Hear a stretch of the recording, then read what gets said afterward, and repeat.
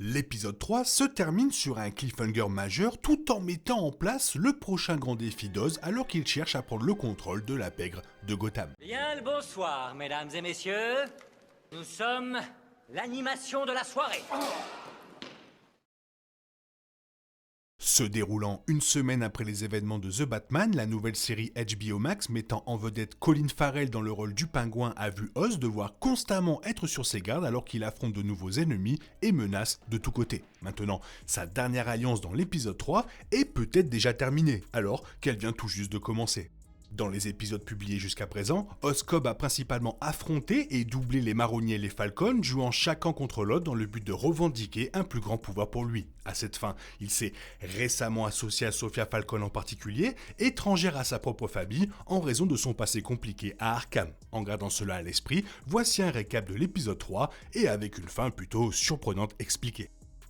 Comme on le voit tout au long de l'épisode 3, Victor est aux prises avec son travail pour Oz ainsi qu'avec le traumatisme d'avoir récemment perdu sa famille lors de l'inondation du Riddler. Sachant que son père ne serait pas fier de son nouveau travail chez Cobb, Victor envisage fortement de quitter Gotham avec Gracilla qui était avec lui sur un toit lorsque l'inondation a frappé Crown Point. Lorsque le pingouin découvre tout ça, il devient amer et en colère, ayant l'impression d'avoir donné à Victor l'opportunité de sa vie. Bien qu'il quitte le club et se dirige vers la gare routière où Gracilla l'attendait, Victor ne quitte jamais la voiture. Au lieu de cela, Victor décide de rester à Gotham et de retourner voir le pingouin, probablement parce que l'ambition de Victor a dépassé ses convictions morales antérieures. En tant que tel, Victor revient juste à temps pour sauver Oz des marronniers qui avaient des pistolets sur la tête du pingouin, ce qui signifie probablement que tout est pardonné entre le duo dans les épisodes qui sont encore à venir.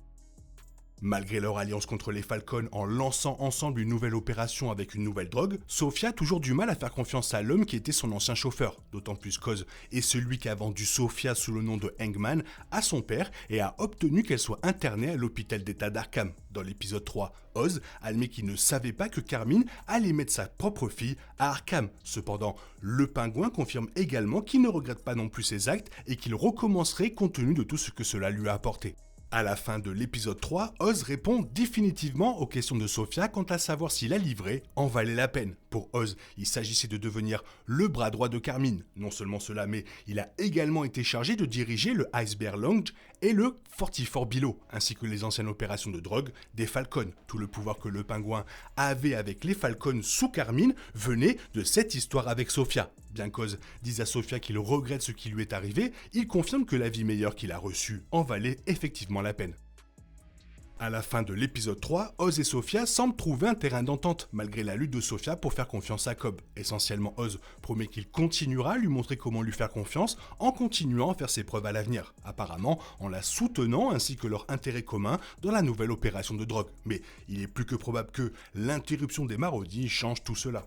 Même si Salvatore Maroni est toujours incarcéré à la prison de Blackgate, sa femme dirige toujours les marronniers en son nom. Pour cela, Nadia arrive avec des hommes armés à la fin de l'épisode 3, armes pointées sur Oz et Sophia. Confirmant qu'ils avaient surveillé Oz, les marronniers ne sont pas contents qu'Oz conclue de nouveaux accords avec le Bliss alors qu'ils avaient déjà promis la nouvelle drogue à Salvatore en échange de s'attribuer le mérite du meurtre d'Alberto Falcone par le pingouin. En tant que tel, leur intention de tuer le pingouin pour sa trahison est certainement une mauvaise nouvelle, même si Oz finit par survivre à l'intercation. Pendant que Victor enfonce la voiture d'Oz dans l'un des marronniers et part avec Cobb sautant sur le siège passager, Pingouin dit à Victor de laisser Sophia derrière. Remarquablement, cela a été suivi de coups de feu, ce qui impliquait que quelque chose de grave aurait pu arriver à Sophia hors écran. Cependant, la mort de Sophia aux mains des marronniers est une issue extrêmement improbable compte tenu des futures images des bandes annonces de la série et de la part du passé de Sophia qui reste un mystère. Au lieu de cela, il est plus probable que Sophia ait été capturée et ou que quelque chose qui a été dit aux marronniers ou par les marronniers n'ait pas été entendu par les téléspectateurs. Peut-être que les marronniers ont dénoncé Oz et ce qu'il a fait à Alberto, ou peut-être que Cobb lui-même a de nouveau vendu Sophia pour le bien de sa propre survie. Quoi qu'il en soit, Oz abandonnant Sophia aux marronniers signifierait probablement que leur brève alliance dans la série a déjà pris fin. Jusqu'à présent, la série a placé Oz dans la position d'un manipulateur, mais sur le fil, gardant simplement la tête hors de l'eau et gardant juste le contrôle, même si les choses échappent à son contrôle. À la fin de l'épisode 3, tout est différent et la promesse d'un conflit plus actif nous est présentée. Il sera intéressant de voir comment cela affecte l'histoire de la série, en particulier parce que la fin semble encore loin avec 5 épisodes en attente. Mais c'est en partie pourquoi la série limitée d'épisodes était une bonne idée. Plutôt que d'autres adaptations d'émissions télévisées de bandes dessinées qui ont l'habitude de s'affaisser au milieu à cause de plusieurs épisodes plus lents, mais cette série en fait fait le job, le rythme. N'est en aucun cas vraiment fulgurant, mais mettre en avant un conflit aussi central si tôt est une promesse pour le public, signalant une fin de saison explosive et plein de rebondissements. Le monde criminel de Gotham s'agrandit une fois de plus avec l'introduction des triades qui ont l'impression de ne compter que comme un rouage dans les roues de Oz et Sophia. Mais c'est un peu le problème, et ce n'est pas dû à une quelconque faiblesse dans les performances des nouveaux venus au casting. Le seul véritable problème ici est que, à mesure que de nouveaux éléments dans la guerre de gang de la série sont introduits, l'absence de Batman, et plus pertinent encore, Jim Gordon, semble de plus en plus exagérée.